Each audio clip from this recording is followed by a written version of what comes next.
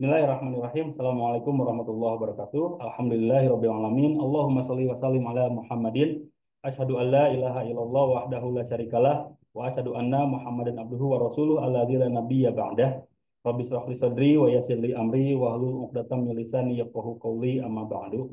Alhamdulillah Bapak Ibu yang dirahmati oleh Allah, Pak, kita sudah bertemu kembali dalam kelas reguler Tibun Nabawi, di mana hari ini adalah pertemuan yang kelima yang akan membahas tentang materi herbal. Mudah-mudahan pertemuan kita adalah pertemuan yang diridhoi oleh Allah, pertemuan yang senantiasa mendapatkan keberkahan dari Allah, dan pertemuan yang mempertemukan kita kembali di surganya Allah. Amin. Ya Allah, ya Rabbal Alamin. Salawat serta salam semoga terlimpah curah kepada junjungan kita Nabi besar Muhammad Sallallahu Alaihi Wasallam, kepada para keluarganya, kepada para sahabatnya, kepada umatnya hingga akhir zaman yang insya Allah kita termasuk di dalamnya, yang mudah-mudahan bisa membersamai beliau masuk surga tanpa hisab, tanpa azab. Amin. Ya Allah, ya Rabbal Alamin.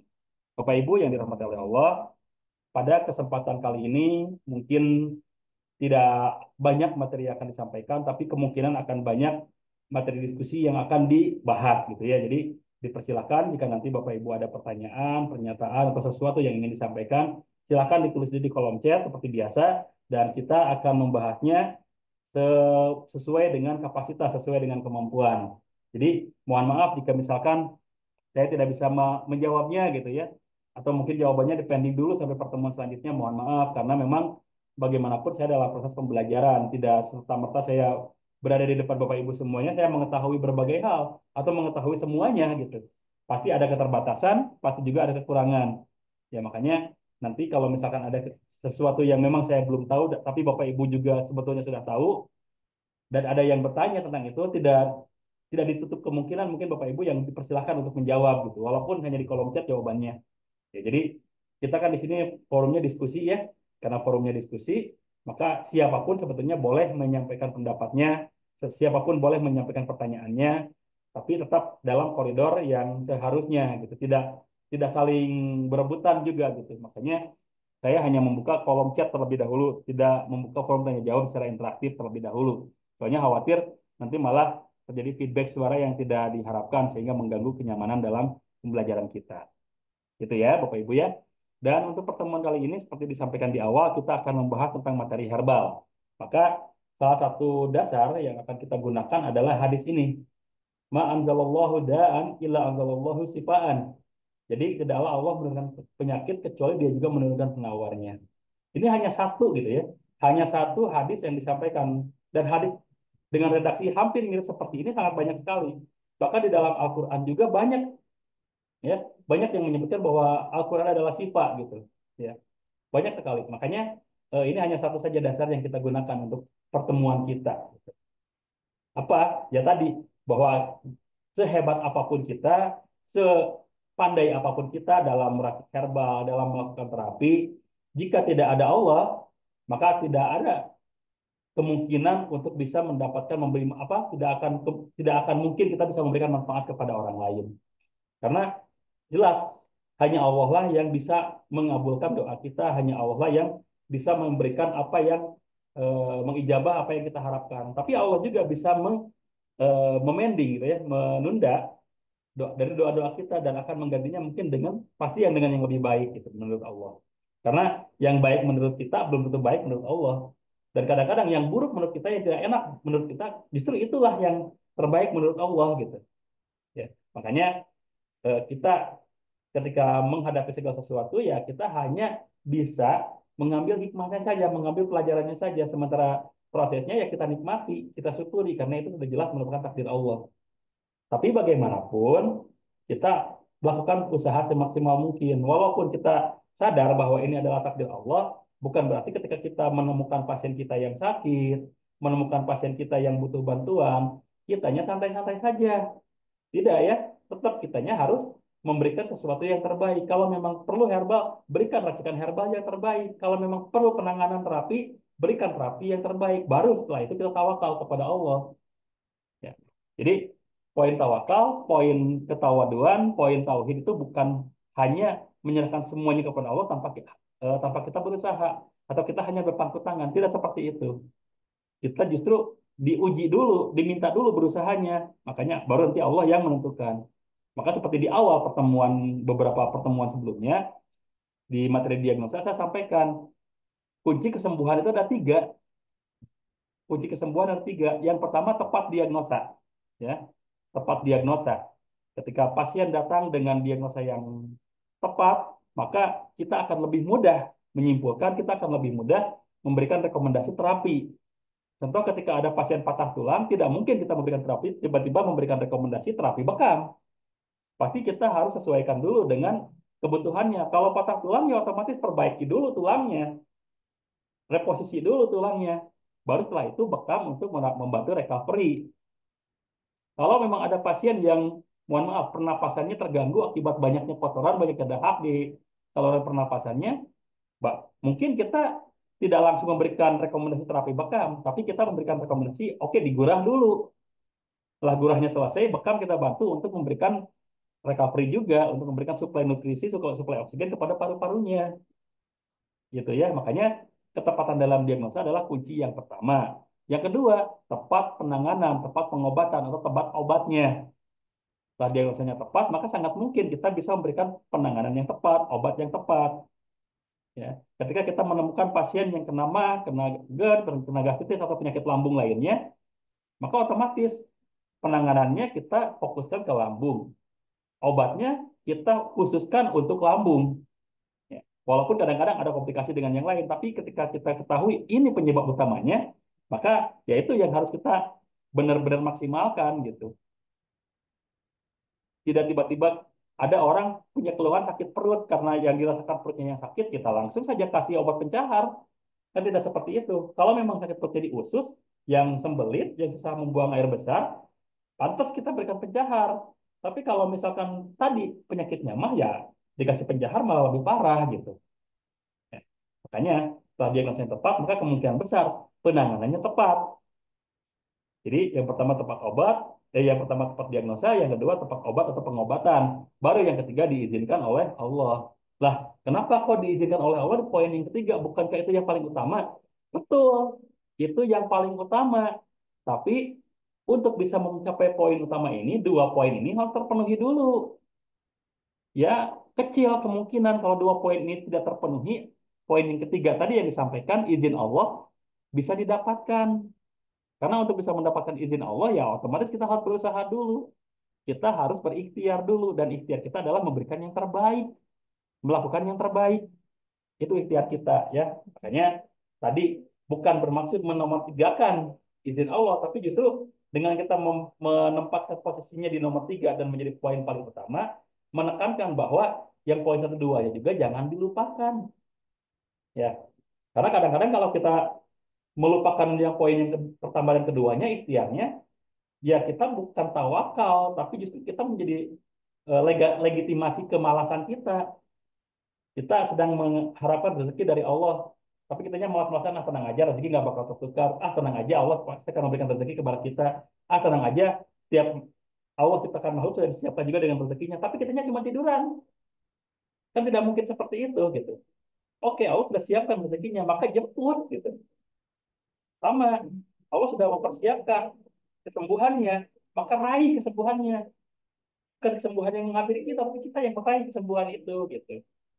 Baru tadi izin Allah akan kita dapatkan. Ini sesuai dengan hadis ini.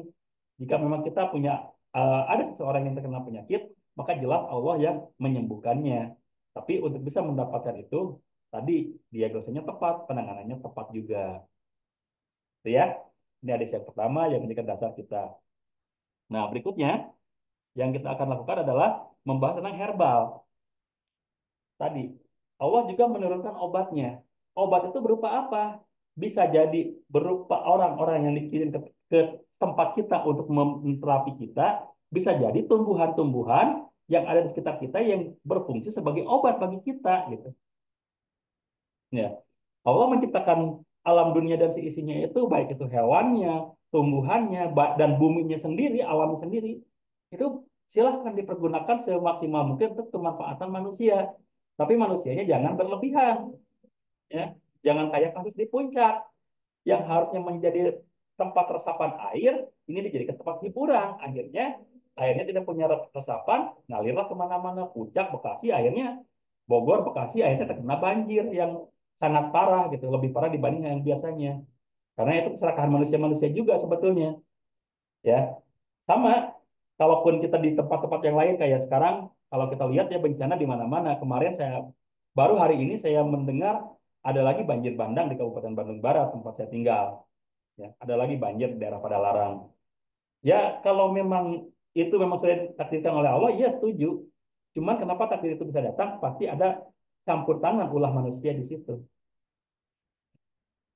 Nah, kembali untuk kita bisa juga tadi menemukan obat yang tepat, Allah sudah menurunkan obat-obatan yang bersifat herbal. Nah, herbal itu apa? Herbal itu pertama sifatnya alami, ya, dan berasal dari tumbuhan yang memiliki khasiat. Itu herbal dinamakan, ya. Kalau memang alami tumbuhan tapi memang kita belum menemukan khasiatnya, bukan tidak ada khasiatnya, ya, semua pasti ada khasiatnya. Tapi belum kita menemukan khasiatnya, maka kemungkinan besar itu belum bisa dikategorikan sebagai herbal. Kalau herbal itu pertama alami tumbuhan dan ada khasiatnya. Khasiatnya bukan cuma kita sendiri yang merasakan, tapi teruji secara empiris selama mungkin beratus-ratus tahun, minimal berpuluh-puluh tahun. Ya. Contoh ketika kita mengenal madu, itu dari zaman di dalam Al-Quran sudah disampaikan bahwa khasiat madu itu seperti apa luar biasanya. Dan setelah itu, dengan keyakinan, dengan penelitian, ditemukan juga ternyata khasiat madu lebih jauh lebih banyak dibandingin disebutkan di Al-Quran. Karena Al-Quran itu kan turunkan kepada orang-orang yang berpikir untuk dikembangkan, untuk digali maknanya gitu. Bukan berarti kita tidak percaya dengan keistimewaan, kesempurnaan Al-Quran, bukan ya, tapi Al-Quran itu kan diciptakan atau diturunkan oleh Allah tuh kepada orang-orang yang berpikir, ya, untuk orang-orang yang berpikir. Makanya silakan gali, kaji, karena ketika kita temukan sesuatu di dalam Al-Quran, kalau kita kaji lagi, ilmu apapun ada di dalamnya. Ya, jadi seperti itu. Nah, makanya pengertian herbal adalah bersifat alami dari tumbuhan yang memiliki khasiat. Bagaimana kalau bukan tumbuhan? Ya. Contohnya kan kita sering melihat ya ada dari minyak ikan, itu kan bukan dari tumbuhan. Kemudian sirip ikan hiu. Kemudian kalau untuk yang terkena tipes, cacing gitu kan, ekstrak cacing. Itu herbal bukan? Bukan. Kalau herbalis itu menyebutnya itu natural. Ya. Jadi ada herbal, ada natural. Tapi kalau memang sebetulnya kalau mau mengkategorikan herbal pun tidak salah sebetulnya. Cuma kita sebagai seorang herbalis tahu kalau herbal itu dari tumbuhan. Kalau dari hewan itu namanya natural. Nah, bagaimana kalau madu? Madu kan dari hewan iya, tapi hewannya mengisap nektar bunga yang jadi madu itu. Maka madu itu herbal bukan, natural juga bukan. Disebutnya netral. Ya, kalau madu itu di dalam kategori herbal itu netral. Karena madu itu selain khasiatnya, tapi madu juga memiliki katalisator terbaik. Kalau digunakan dikombinasikan dengan herbal apapun, bisa menjadi katalisator terbaik. Mungkin kita ketika mengkonsumsi pegagan, biasanya untuk rematik bagus, tapi ketika kita punya asam urat, ada komplikasi itu rematik dan asam urat, maka asam uratnya akan kemungkinan kambuh gitu. Nah, coba campur dengan madu pegagannya. Nah, maka kemungkinan besar rematiknya akan ternetralisir, asam uratnya pun tidak akan kambuh karena tadi ada peran madu di situ, gitu ya. Karena madu itu netral. Jadi madu itu mau dikombinasikan dengan herbal bagus, mau dikombinasikan dengan natural bagus. Dikonsumsi tunggal pun madu bagus, gitu ya. Itu madu. Makanya eh, jangan marah ya kalau di madu ya. Kalau ibu-ibu marah tuh langsung. Enggak bercanda Bu. Jadi tadi kalau tumbuhan, kalau herba itu dari alami, tumbuhan dan berkhasiat. Nah, eh, harus tepat ya. Madu herbal itu harus tepat sesuai jenis penyakit dan sesuai dengan kondisi tubuh. Ya, itu untuk cara konsumsi herbal, cara peresepan herbal. Mohon maaf ya minum dulu ya.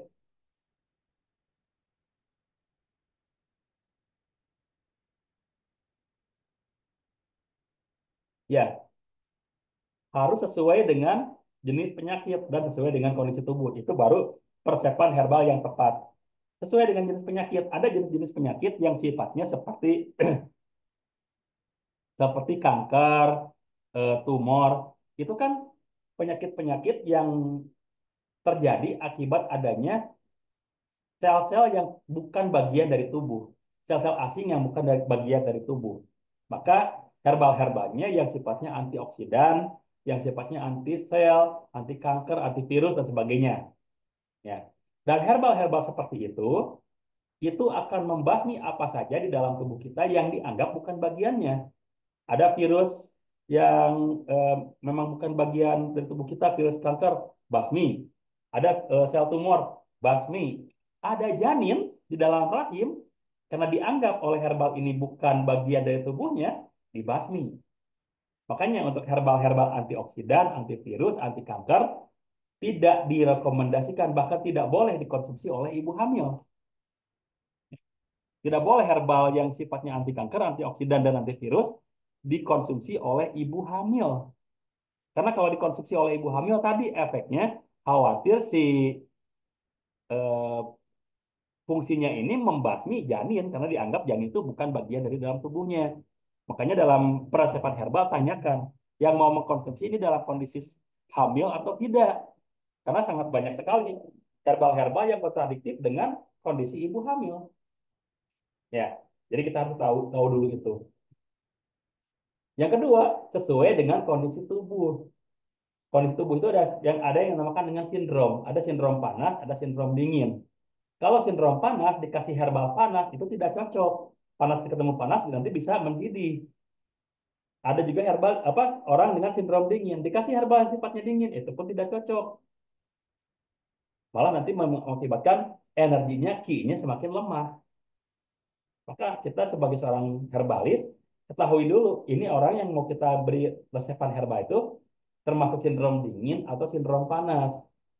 Bagaimana membedakannya? Pertama, semakin panas seseorang biasanya disertai dengan semakin kuatnya organ tubuh seseorang, termasuk detak jantung. Detak jantungnya semakin kuat. Biasanya orang-orang yang sindromnya panas tensinya tinggi. Ya, pertama tensinya tinggi, yang kedua suhu tubuhnya lebih hangat. Mukanya, tubuhnya itu kelihatan lebih merah. Itu sindrom panas. Kalau yang sindrom dingin kebalikannya. Biasanya tekanannya rendah, mukanya kelihatan lebih pucat gitu ya, detak jantungnya juga semakin lemah gitu. Itu sindromnya lemah, apa sindrom dingin. Maka kita harus bedakan kalau yang menemukan yang sindrom dingin jangan dikasih herbal dingin. Kalau yang menemukan sindrom panas jangan dikasih herbal panas. Ya, karena tadi supaya bisa mendapatkan resep yang tepat untuk herbal harus sesuai dengan jenis penyakitnya dan sesuai dengan kondisi tubuhnya. Ya. Kemudian biasanya herbal-herbal yang tepat itu ada di sekitar kita, Pak Bu. Oke, kita mungkin pernah mendengar herbal-herbal yang berasal dari Cina, herbal-herbal yang berasal dari Korea, bahkan tidak sedikit yang kita pelajari herbal-herbal yang berasal dari Arab. Ya, apakah selamanya cocok? Bisa iya, bisa tidak, Pak. Ya, bisa iya, bisa tidak. Tapi ketika kita mempelajari herbal-herbal yang ada di sekitar kita, itu kemungkinan besar cocok karena pertama dia tumbuh di suhu yang sesuai dengan suhu tubuh kita. Dia mengkonsumsi mineral-mineral yang juga dikonsumsi oleh tubuh kita mineralnya. Maka ketika kita konsumsi itu akan lebih mudah diterima oleh tubuh. Contoh ini contoh saja. Saya pernah menangani orang yang terkena batu ginjal. Pernah menangani orang yang terkena batu ginjal. Begitu saya masuk ke rumahnya, saya melihat di tembok di depan rumahnya itu ditumbuhi dengan tumbuhan tempuyung, ya, ditumbuhi tempuyung. Tempuyung itu biasanya tumbuh di dinding, di batu, apa di benteng gitu ya. Kenapa? Karena akarnya kuat menembus batu. Nah, saya pernah pelajari dan memang tempuyung itu bagus untuk mengatasi batu ginjal.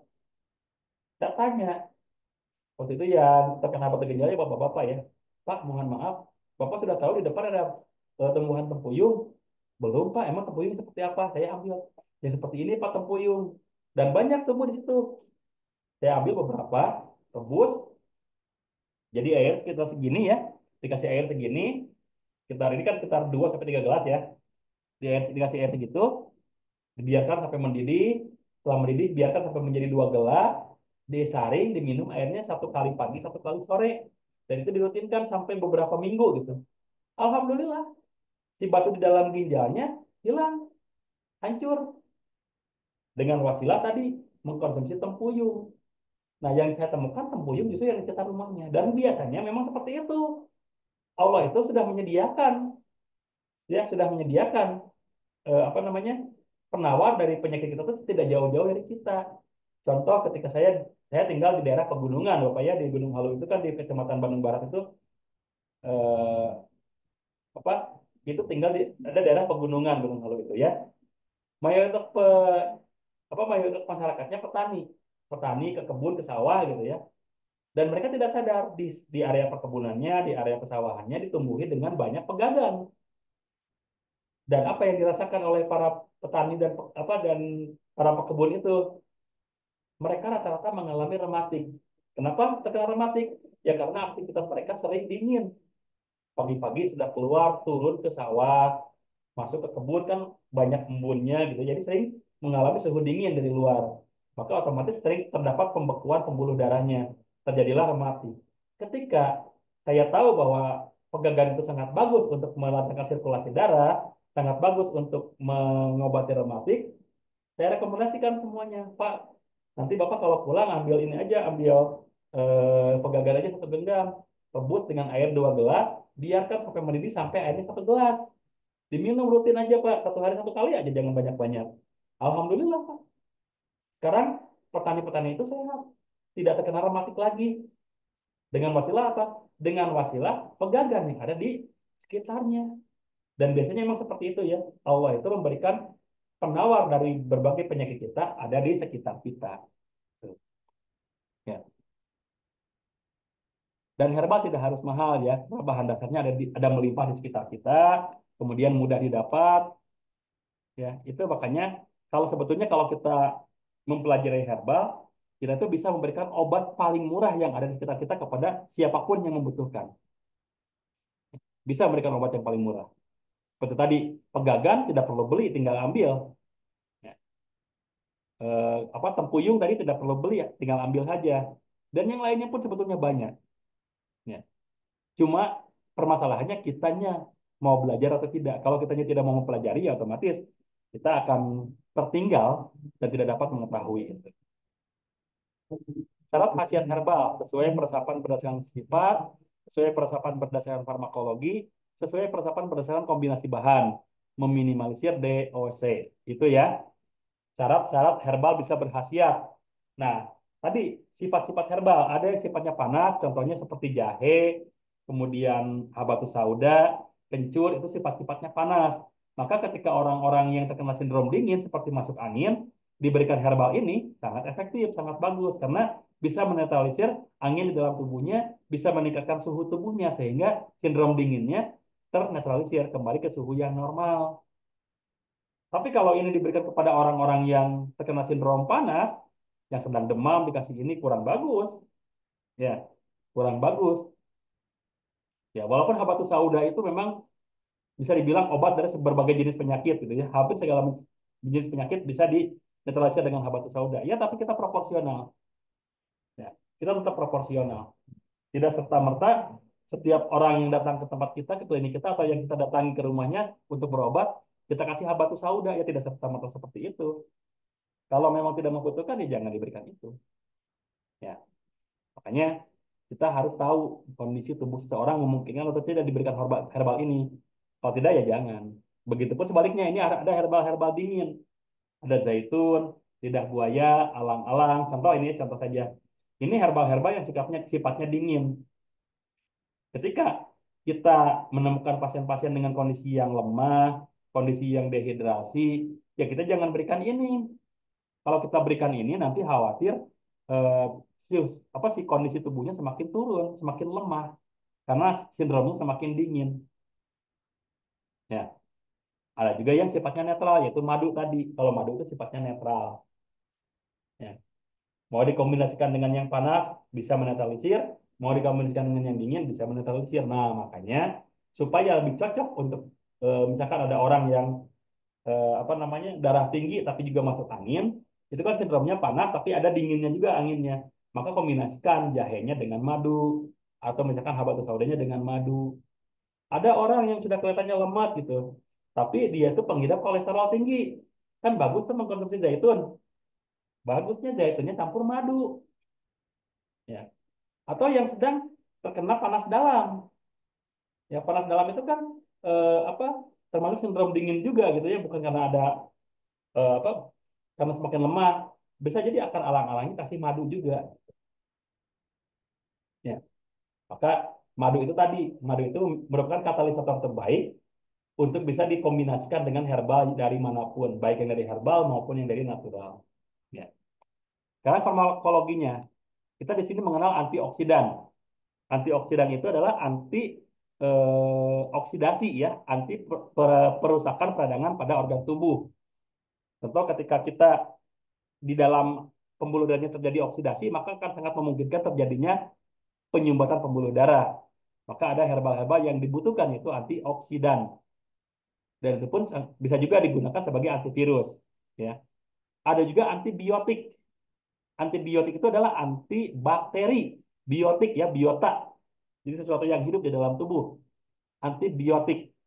Cuma pemberian antibiotik itu juga harus hati-hati. Apalagi yang kimia ya. Kalau pemberian antibiotik yang kimia itu benar-benar harus hati-hati. Kadang-kadang persiapan antibiotik sekarang itu untuk membunuh virus yang ada sekarang. Contohnya kita sedang mengalami virus A nih. Diberikan antibiotik untuk menetralisir virus A. Oke, bagus.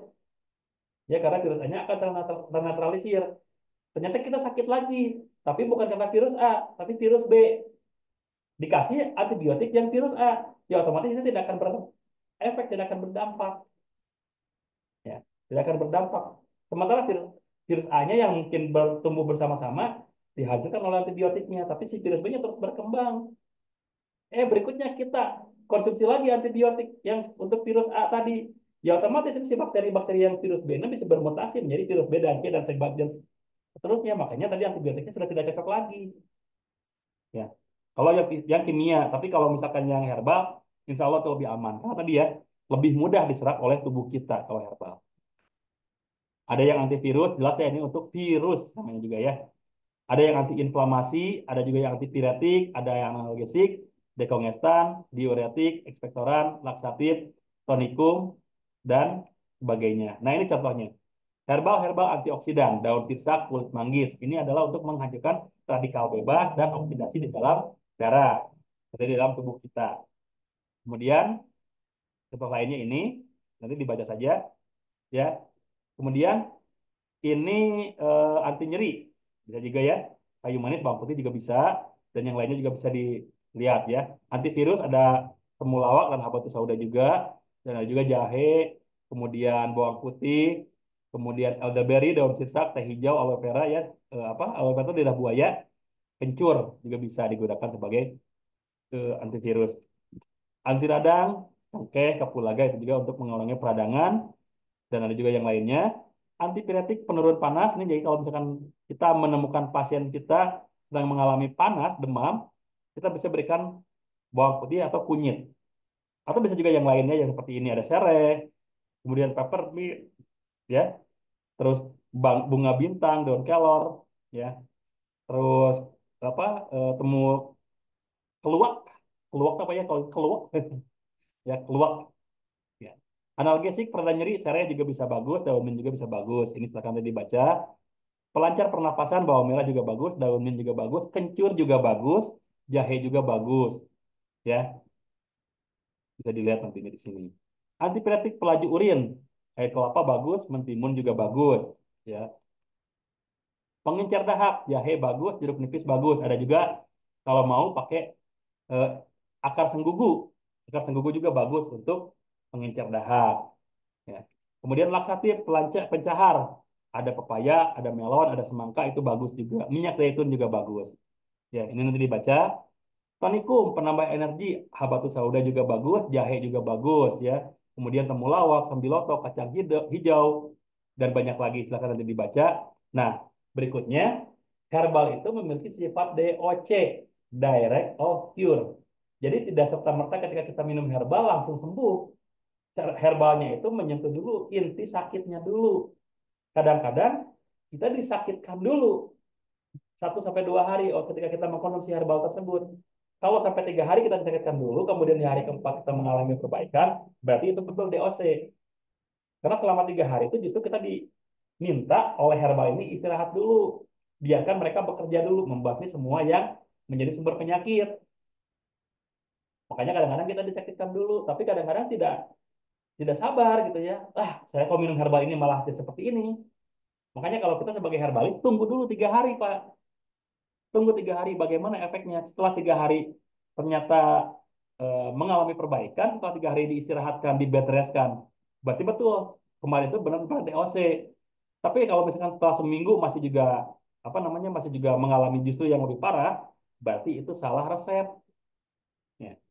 Kuncinya 3 hari, Pak, karena normalnya untuk orang yang normal 3 hari istirahat adalah kembali ke masa perbaikan. Ya, apalagi tadi diakibatkan karena kita mengkonsumsi herbal A misalkan, tiba-tiba kita disakitkan dulu 3 hari nih, setelah 3 hari sehat malahan. Nah itu berarti benar kembali 3 hari itu DOC ya. Tapi harus kita juga harus harus bijak. Jangan sudah seminggu kita baca sebut DOC itu DOC itu DOC itu DOC, jangan. Ya kita pun proporsional. Oh udah seminggu tapi belum belum mengalami perbaikan nih dengan herbal ini, malah tadi menunjukkan penurunan. Berarti herbalnya yang salah. Ganti resepnya, ganti dosisnya juga. Ya. Nah, tadi herbal itu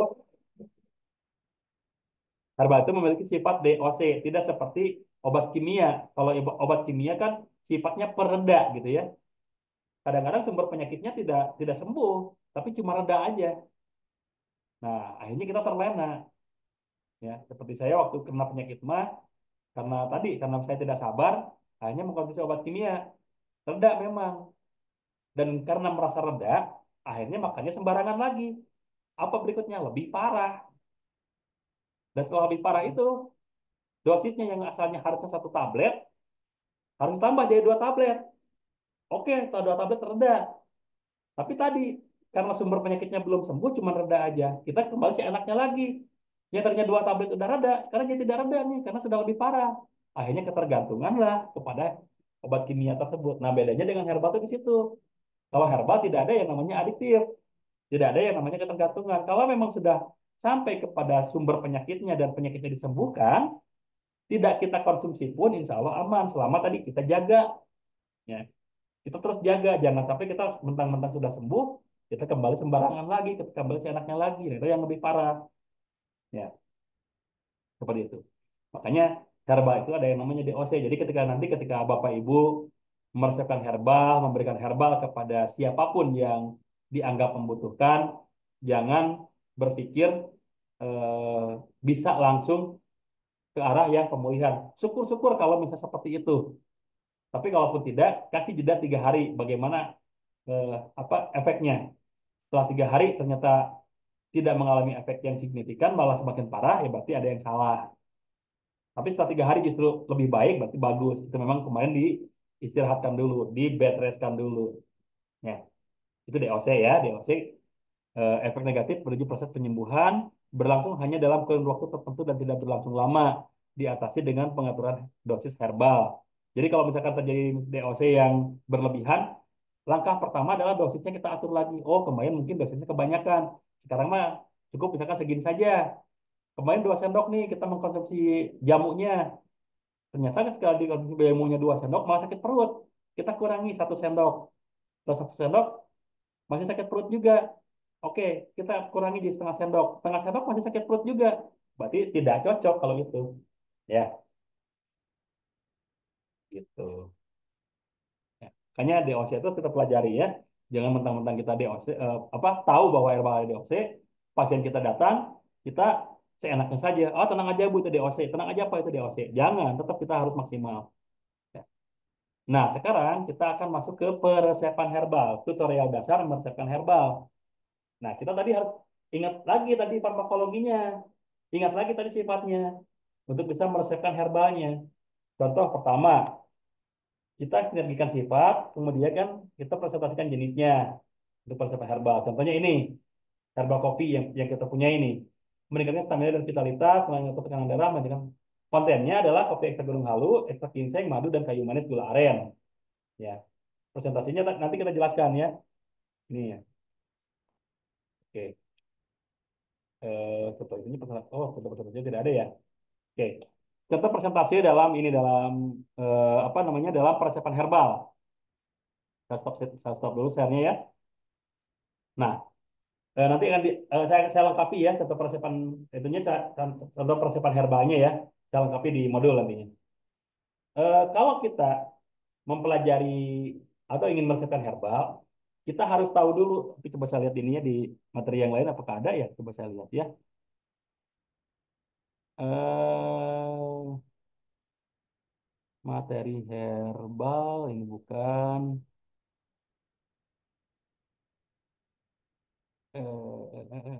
seminar bekam herbal ini juga bukan kayaknya. Ini kayaknya. Ini ada gak ya? Cara persiapan herbal. Nah, ini ada. Oke. Saya share lagi ya Pak ya. Ini cara persiapan herbal nih. Persiapan herbal. Ini saya lengkapi ke modulnya nanti ya. Nah, ini contoh persiapan herbal. Ini hanya contoh saja. Contoh untuk beberapa jenis penyakit ya. Contoh untuk beberapa jenis penyakit saja. Contoh ketika kita menemukan pasien yang terkena apa namanya kolesterol ya. Menemukan pasien yang terkena kolesterol. Sindrom untuk orang yang terkena kolesterol itu adalah panas, Pak. Ya, panas. Maka untuk herbalnya kita siapkan herbal yang sifatnya antikoagulan, pengencer darah, pelancar aliran darah, dan diuretik. Supaya apa? Kolesterol itu kan kadar lemak berlebihan yang mengendap di aliran darah, di pembuluh darah, sehingga membuat darah itu jadi kental. Maka dibutuhkan herbal yang sifatnya apa namanya pengencer darah. Dan karena tadi ketika di konsumsi pengencer darah kemungkinan selemak-lemaknya masih ada, maka dilakukanlah pelancar aliran darah supaya apa? Supaya lemaknya ikut terbuang dan diuretik supaya terjadi diuretik ya terjadi pembuangan gitu. Nah, presentasinya tinggal kita sesuaikan. Ini yang lebih penting yang mana nih? Oh, ini ternyata kadar kolesterolnya sudah sangat parah nih. Kadar kolesterolnya sudah sangat kental nih di dalam darahnya. Maka mungkin pengencer darahnya yang kita perbanyak ya dan pelajaran aliran darahnya kita perbanyak diuretiknya cukup 20% saja gitu. Nah, pengencer darah didapat dari apa? Didapat dari bawang putih. Pelancar aliran darah didapat dari apa? Dari pegagan. Diuretiknya didapat dari minyak zaitun gitu. Contohnya seperti itu ya. Maka kita resepkan, oh berarti 40% bawang putihnya, pegagannya 20%, zaitunnya 20% gitu. Kalau kita mau bikin 100 gram, maka berarti bawang putihnya 40 gram, pegagannya 40 gram, minyak zaitunnya 20 gram. Itu mungkin cocok untuk kolesterol gitu ya. Yang asam urat, yang asam urat itu biasanya diawali dengan susah buang air besar. Ketika susah buang air besar, akhirnya kotoran yang mengendap di usus itu dialirkan lagi oleh darah dan akhirnya malah mengendap di sendi-sendi besar kita. Terjadilah pengkristalan akibat kotoran itu di sendi-sendi besar kita. Maka harus dinetralisir dengan apa? Pertama, lancarkan dulu pembuangannya dengan herbal-herbal yang sifatnya diuretik dan laksatif. Baru setelah itu berikan antiinflamasi ya. Nah, diuretik didapat dari apa? Daun salam atau kumis putih bagus. Laksatif didapat dari kunyit juga bisa atau mengkonsumsi buah-buahan juga bagus.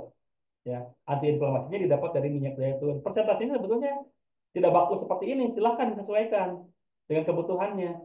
Kalau memang kebutuhan diuretiknya lebih banyak karena mungkin sudah terlalu lama tidak buang air besar, mungkin diuretiknya yang 45, laksatifnya 45, cuma 10% nanti inflamasinya bisa seperti itu. Ya, jadi disesuaikan saja. Diabetes. Untuk diabetes itu sindromnya dingin, makanya kadang-kadang yang terkena diabetes itu lemah kondisinya. Ya, lemah kondisinya. Maka diberikanlah herbal-herbal yang sifatnya tonikum, penambah energi, ya. Herbal yang sifatnya tonikum, penambah energi. Dan ditambah juga herbal yang sifatnya pengencer darah dan ditambah juga herbal yang sifatnya anti hiperglikemik, penurun kadar gula di dalam darah. Tonikum didapat dari apa? Bisa dari jahe, bisa dari habatus sauda. Terus pengencer darah didapat dari apa? Bisa dari kunyit, dari bawang putih. Anti hiperglikemiknya didapat dari apa? Bisa dari daun insulin, dari brokoli juga bisa. Nah, presentasinya silahkan sesuaikan. Ah, tapi ini mah kayaknya tonikumnya harus lebih banyak sih karena udah lemas banget. Oke, berarti perbanyak ya. Perbanyak yang sifatnya tonikum, yang meningkatkan energinya. Ya. Maaf Pak, jangan coret-coret ya. Maaf Pak, jangan dicoret-coret Pak. Kasihan yang lain. Ya. Oh, ini juga karena terlalu kental nih darahnya, maka diberikan antikoagulan yang lebih banyak. Oh, ini ternyata kadar gulanya terlalu tinggi nih, bisa diberikan anti hiperglikemiknya yang lebih banyak. Jadi sesuaikan saja ya, tidak harus baku seperti ini, tidak sebetulnya. Misalkan, oh ini kadar gulanya terlalu tinggi nih, maka daun insulinnya yang saya perbanyak. Daun insulinnya 50% bisa jadi. Ya. Bawang putihnya cukup 20% aja. Habatus saudaranya atau jahenya 30%. Bisa seperti itu sebetulnya. Tinggal sesuaikan saja. Ya. Untuk tumor, jelas kita harus berikan obat atau herbal yang sifatnya antioksidan, anti kanker, dan tonikum. Karena kan antioksidan jelas untuk membunuh sel kankernya.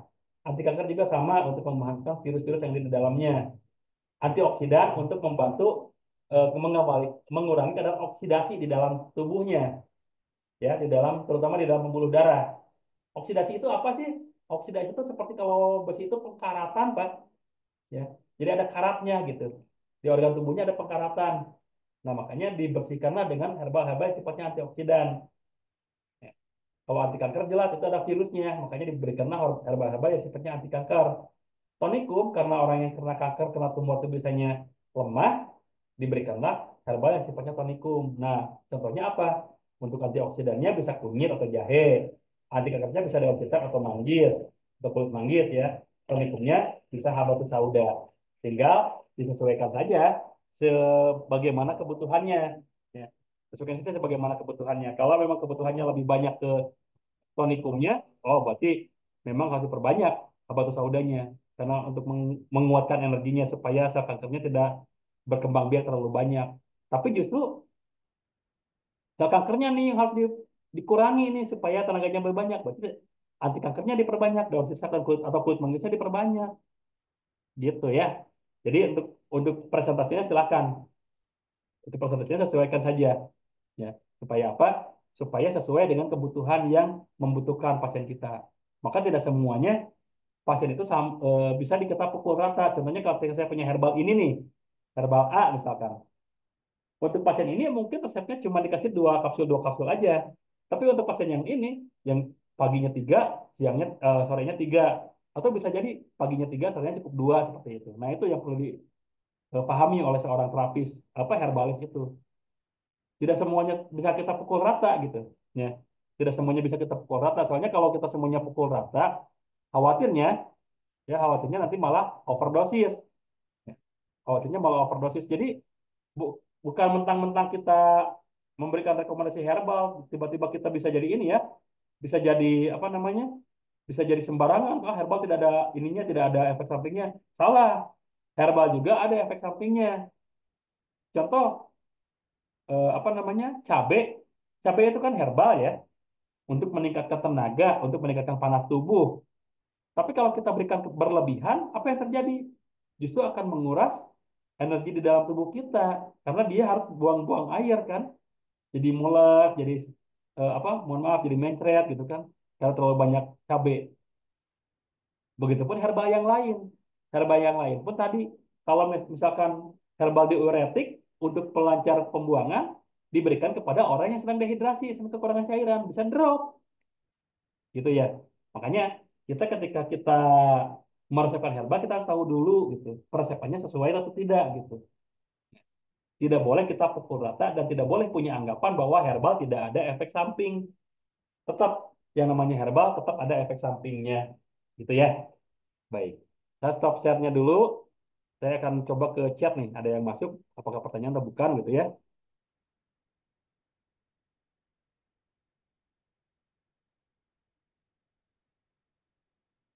Oke.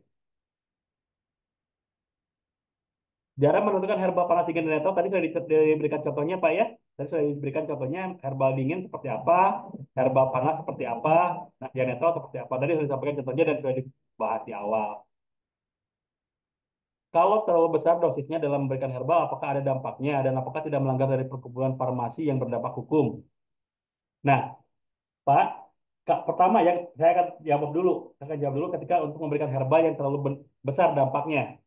Ketika kita memberikan herbal yang terlalu besar dampaknya, otomatis akan berdampak kepada kesehatan si pasiennya, ya. Akan berdampak kepada kesehatan si pasiennya, ya. Tadi contohnya, ketika kita memberikan herbal diuretik terlalu besar dosisnya untuk diuretiknya, pada orang yang justru dehidrasi, maka akan lebih parah, ya. Akan lebih parah, dia akan banyak-banyak mengeluarkan apa namanya? Mengeluarkan cairan, malah apa semakin dehidrasi gitu. Sama ketika orang yang detak jantungnya sedang kencang, ya sedang tensinya tinggi, kita berikan herbal panas yang sifatnya menaikkan tensi darah misalkan. Ya itu bukan akan bisa mengakibatkan masalah juga, ya. Nah, terus pertanyaan kedua, apakah ini tidak melanggar dari perkumpulan farmasi dan yang berdampak hukum? Selama kita meresepkannya di tempat kita untuk pasien kita, itu tidak masalah, Pak. Tapi kalau kita menjual bebas, ya menjual bebas tanpa izin baru bermasalah. Ya. Kalau kalau kita menjual bebas tanpa izin, iya itu ada masalah. Soalnya sekarang itu ada aturannya, ada undang-undangnya, ya termasuk di undang-undang Cipta Kerja juga, ya. Dan lumayan itu apa namanya sanksi hukumnya gitu ya. Jadi jangan berani-berani menjual herbal yang tidak punya legalitas izin edar. Tapi kalau tadi ada pasien yang datang ke tempat kita, kita punya misalkan ada kunyit di sini, ada jahe, ada daun mint. Ini untuk pasien yang terkena keluhan ini. Kita langsung buatkan saat itu aman, Pak. Ya, kalau itu aman. Ya. Karena hanya kebutuhan untuk terapi kita saja dan di kalangan sendiri. Itu aman. Yang melanggar itu kalau kita jual secara umum. Nah, itu kalau kita tidak punya izin edar ya. Tapi kalau sudah punya izin edar aman. Ya, kalau sudah punya izin edar boleh silakan. Nah, itu Pak. Jadi untuk bisa eh, menjawab pertanyaan yang pertama tadi, yang kedua tadi, apakah tidak melanggar perkumpulan farmasi? Ya, sekarang memang ada undang-undangnya, Pak. Memang ada undang-undangnya yang mengatur itu. Kalau sampai itu dilanggar, hukumannya juga cukup berat, Pak. Ancaman hukumnya di dalam undang-undang itu 15 tahun penjara dan denda 1,5 miliar. Ya. Ancaman hukumannya itu tidak main-main. Ya.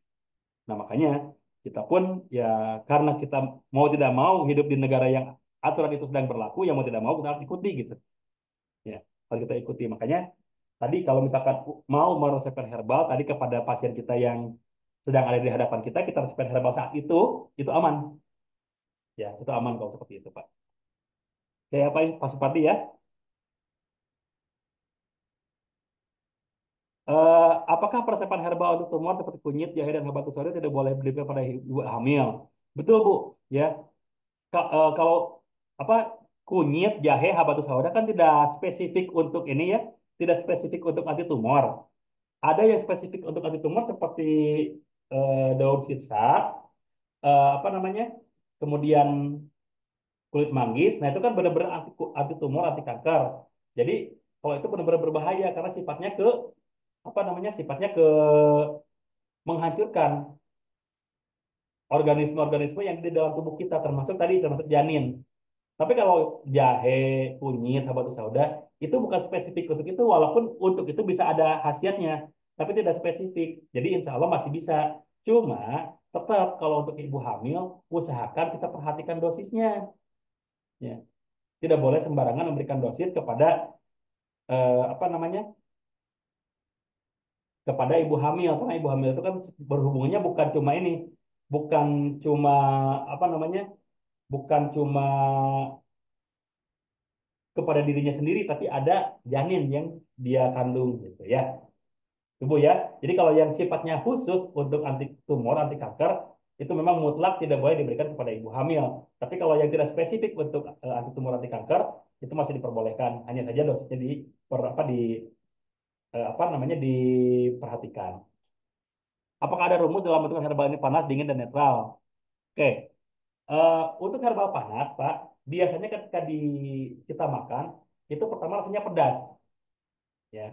Itu rasanya pedas, biasanya itu herbal-herbal panas. Jadi untuk menggunakan herbal secara gampang adalah herbal-herbal yang sifatnya pedas itu panas. Jahe pedas kan? Ya, jahe pedas. Habatus sauda kan ada pedasnya. Kemudian yang lain juga yang sifatnya ada pedasnya itu lebih ke panas. Ya, kalau yang dingin itu biasanya apa namanya kelat, pahit gitu. Broto wali dingin. Kemudian habatus apa minyak zaitun kan kayak ada kelat ketika kita konsumsi itu dingin. Ya, terus apalagi ya alang-alang kan pahit-pahit gimana gitu ya. Kunyit juga kan itu ada pahit-pahitnya juga. Tapi kalau kunyit lebih ke eh, ada cenderung panasnya juga karena ada ininya ada apa pedas-pedasnya juga gitu. Nah kalau netral seperti madu ya kadang-kadang rasanya manis ya ada kan herbal-herbal yang sifatnya manis ya ada gitu. Nah makanya kalau yang netral seperti itu kadang-kadang manis dan kadang-kadang tidak berasa seperti mentimun itu kan tidak berasa tapi kalau mentimun karena eh, mengandung banyak air jadi lebih ke dingin gitu Pak ya. Jadi kalau netral itu kadang-kadang rasanya yang manis Pak. Jadi kalau yang panas lebih ke pedas, kalau yang dingin itu lebih ke kelat, ke pahit. Kalau yang netral itu kadang-kadang tidak ya tidak ada rasanya gitu. Seperti itu. Ya. Bagaimana cara masukkan herbal kan nanti direbus dikonsumsi langsung? Jawabnya tergantung kebutuhan Pak. Ya, tergantung kebutuhan. Kalau memang herbalnya yang mau dikonsumsi diminum, ya otomatis direbus. Tapi kalau misalkan seperti herbalnya seperti ini, seperti apa namanya buah-buahan yang sifatnya pencahar, dia makan langsung kan boleh. Tapi kalau misalkan herbalnya yang memang difungsikan untuk sebagai apa namanya pengobat luka, ya otomatis dioleskan, Pak. Jadi cara persiapan itu ya sesuainya apa namanya sesuai dengan kebutuhannya gitu. Sesuai dengan kebutuhannya. Kalau misalkan kita kebutuhannya tadi untuk diminum, ya direbus boleh, dikukus boleh. Ya. Kalau misalkan dikonsumsi ini untuk dikonsumsi langsung seperti minyak minyak zaitun dikonsumsi langsung boleh juga gitu, Pak. Menentukan resep dosis satu hari dua kali atau satu tiga kali bagaimana? Ya itu sesuai juga dengan kebutuhannya Pak. Jadi ini tidak bisa dipukul rata. Ini harus satu kali dua kali tidak bisa. Kita lihat kondisi pasiennya. Ini memungkinkannya seperti apa? Makanya tadi saya sampaikan ketika terjadi DOC, ya, ketika terjadi DOC, apa namanya? Ketika terjadi DOC, maka kita harus kembalikan kepada memperbaiki dosisnya, gitu ya. Tidak serta merta oh ini harus satu kali dua kali, ini tidak harus seperti itu. Kalau memang kebutuhannya cuma satu hari satu kali, ya tidak jadi masalah juga, Pak.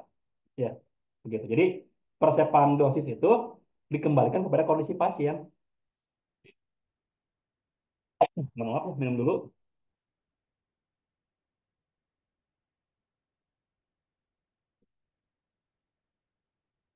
Saya pernah ikut pelatihan herbal, itu sebutkan herbal terbaik di dunia adalah teh hitam premium dari Tiongkok, bisa untuk segala jenis penyakit. Apakah itu betul? Kalau memang betul, adakah penggantinya herbal di Nusantara? Pak, ini biasanya dari TCM, Pak ya. Jadi traditional Chinese medicine. Makanya ketika Bapak belajar TCM diberikannya herbal terbaiknya adalah teh premium dari Tiongkok karena kebiasaan di Tiongkok itu minum teh memang untuk kesehatan. Tapi ketika Bapak belajar Tibu Nabawi, maka di sana dijelaskan herbal terbaik adalah madu, Pak. Ya, di dalam hadis kan dijelaskan ya kesembuhan terdapat dalam tiga hal minum madu, berbekam dan kai. Gitu. Ada juga hadis yang mengatakan eh, tumbuhan yang bisa menjadi pengobat untuk berbagai jenis penyakit adalah habatus sauda. Dan di dalam minyak zaitun terdapat keberkahan. Ya. Makanya untuk bisa mengetahui herbal yang terbaik seperti ini, Pak, Bapak harus punya sudut pandang yang luas. Tidak bisa kita kalau misalkan belajar dari TCM ya otomatis yang diajarkan adalah herbal-herbal Cina. Tapi ketika kita belajar herbal-herbal Arab ya otomatis yang direkomendasikan adalah herbal-herbal Arab seperti tadi habatus sauda, zaitun, madu ya. Tapi ketika kita belajar herbal Nusantara, maka di situ kita akan lebih luas lagi, akan lebih luas lagi pemahamannya. Oh ternyata kalau misalkan untuk penyakit A ya yang terbaik yang ini, untuk penyakit B yang terbaik yang ini, dan tidak ada apa sebetulnya secara apa secara ilmiah satu obat untuk semua jenis penyakit tidak ada, gitu, Pak. Tetap saja, karena walaupun kita belajar herbal, kita harus paham herbal itu ada efek sampingnya, ya, ada efek sampingnya gitu. Begitu Pak ya. Teh hitam premium dari Tiongkok mungkin itu kadar kandungan antioksidannya bagus, tapi coba berikan kepada orang yang sedang terkena asam urat, ya. Klorofilnya kan semakin hitam tuh, berarti klorofil semakin banyak. Klorofil itu penyebab asam urat juga, Pak. Makanya kalau saya simpulkan sebetulnya tidak ada satu herbal yang untuk semua jenis penyakit. Walaupun saya yakin dengan habatus sauda karena itu di dalam hadis, tapi tetap proporsional kita apa dalam memberikannya, Pak. Gitu ya. Jadi tidak ada yang bisa klaim seperti itu ya, tidak ada yang disklaim seperti itu. Ya. Coba kalau Bapak belajarnya ke Korea, pengobatan Korea, kan di yang terbaik apa? Ginseng. Gitu, Pak ya. Pegagan itu apa? Pegagan itu antanan, Bu. Daun antanan yang suka tumbuh di apa? Di sawah-sawah gitu ya. Daun antanan. Ya kalau misalnya pengen lihat gambarnya, tadi kan ada gambarnya pegagan seperti itu. Mungkin mau googling, searching juga boleh nggak apa-apa. Ya. Izin bertanya untuk ibu menyusui, apakah juga ada batasan herbal yang tidak boleh diberikan? Selama tidak mengganggu produksi ASI, Bu ya, sebetulnya tidak masalah kalau untuk ibu menyusui. Tapi dikhawatirkan kalau kita terlalu banyak mengkonsumsi herbal-herbal panas, itu bisa mengakibatkan bayinya terlalu apa ASINya terlalu panas juga ke bayinya gitu. Ya. Jadi kalau misalkan untuk ibu menyusui sebetulnya tidak ada batasan baku kondisi ibunya seperti apa dan kalau kondisi ibunya baik, dia mau makan pete banyak, mau makan jengkol banyak pun tetap aja kan ASINya tidak bau jengkol, tidak bau pete gitu Bu ya. Jadi karena sistem di dalam tubuh kita pun sudah sangat baik sebetulnya. Tapi tadi kalau misalkan terlalu mentang-mentang kita menyadari bahwa sistem di dalam tubuh kita sangat baik, kita makan sebelah kebanyakan. Akhirnya apa? Akhirnya ASINya panas. Bayinya yang jadi, mohon maaf, mencret-mencret gitu. Ya, jadi gitu. Eh, untuk ibu menyusui tidak ada batasan baku, Bu ya, tidak ada batasan dasar, tapi tetap kita juga harus proporsional. Ketika kita mengkonsumsi makanan A ternyata cocok buat kita, kemungkinan buat bayi bayi juga cocok. Tapi ketika kita mengkonsumsi makanan A ternyata membuat kita sakit perut, membuat kita malah jadi pusing, itu juga bisa berdampak kepada bayinya gitu. Ada kan ya makanan-makanan yang bisa buat kita sakit perut, makanan-makanan yang bisa bisa buat kita pusing gitu ya. Ada kan?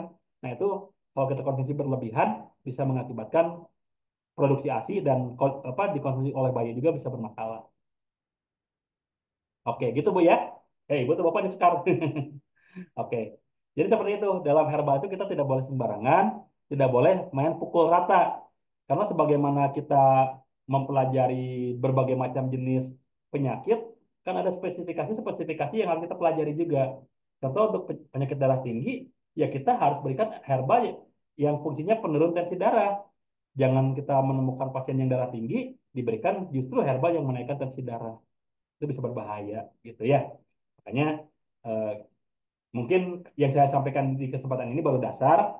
Mudah-mudahan nanti bisa ada perkembangan-perkembangan di pertemuan berikutnya supaya kita semakin luas wawasannya. Supaya tadi kan seperti Pak siapa yang menanyakan tentang herbal ini herbal terbaik di dunia, ya kita tidak bisa disclaim Pak ya, tidak bisa disclaim karena kalau kita disclaimer seperti itu eh, mungkin secara ilmiah pun ya secara ilmiah, secara uji ilmiah itu dikhawatirkan malah mengakibatkan pembodohan publik.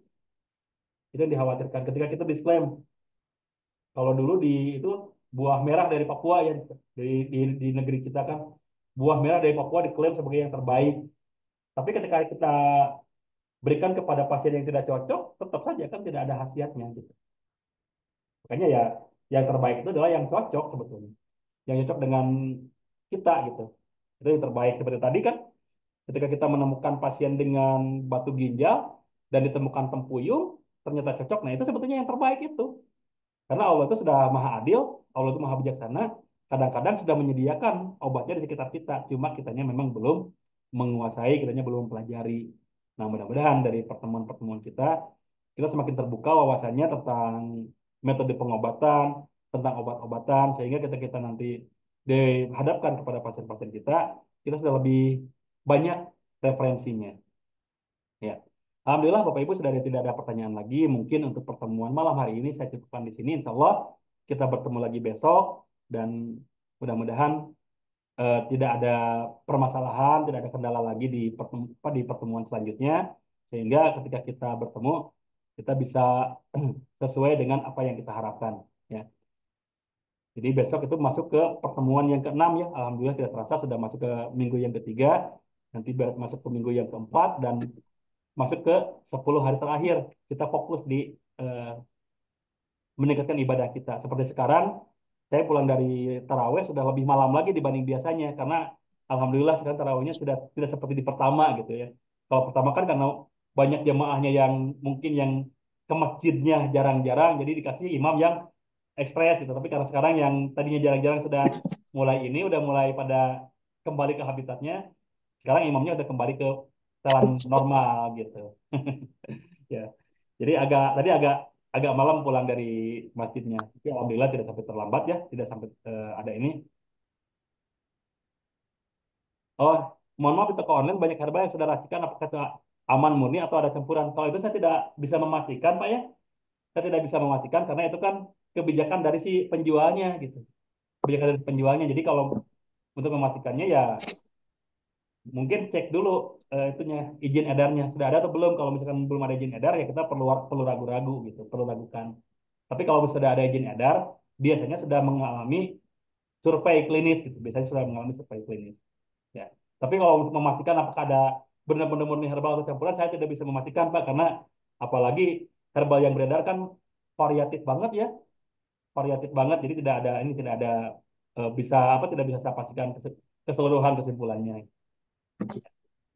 Baik, itu saja ya yang disampaikan pada kesempatan malam hari ini. Insya Allah kita bertemu besok dan untuk mengakhiri, marilah kita sama-sama membacakan doa kafaratul majelis. Subhanakallah wa bihamdika. Subhanakallah wa bihamdika asyhadu an la ilaha illa anta astaghfiruka wa atubu Alhamdulillah. ilaik. Ya, terima kasih. Akhirul kalam, mohon maaf atas segala kesalahan. Terima kasih atas berbagai macam perhatian dan wabillahi taufiq wa hidayah. Assalamualaikum warahmatullahi wabarakatuh. Waalaikumsalam Waalaikumsalam warahmatullahi warahmatullahi wabarakatuh. wabarakatuh. Izin di end Bapak Ibu ya, izin ditutup ya, mohon maaf. Ya, makasih Ustaz.